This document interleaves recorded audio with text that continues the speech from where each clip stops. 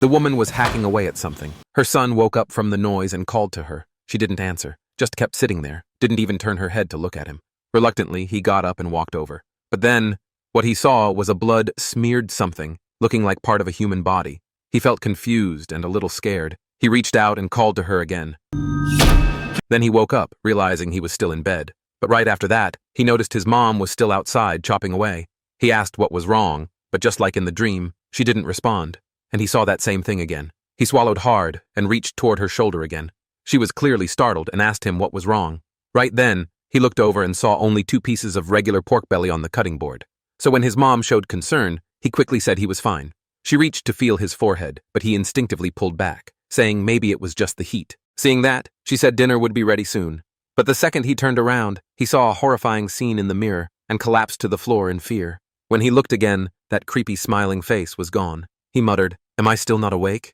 This time she set down the kitchen knife, said she'd call him when dinner was ready, told him to sleep a bit more, and pulled the door shut.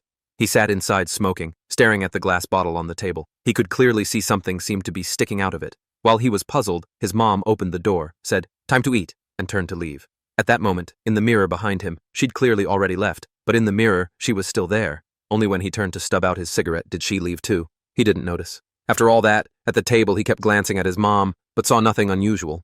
After a look, he quickly said, "No," then smiled and said, "It's really good." She smiled, picked more food into his bowl, and told him to eat more. But when he looked up, he suddenly saw her smile drop into a cold look. Then she mechanically shoveled rice into her mouth. He had no idea what to do. He could only keep eating, glancing now and then at how the 2 of them were eating. Nothing like a caring mother and son, more like enemies always on guard. After dinner, he paced around the room and after thinking it over, decided to go out. Strangely, before leaving, he took another look at the glass bottle and seemed to hear something pop inside it. He stared for a moment, then opened the door. As soon as he carefully put one foot out, he heard a loud clang. She was chopping something again. To his shock, he looked over and saw the shadows being cast. There were 2 of them, slowly moving toward the door.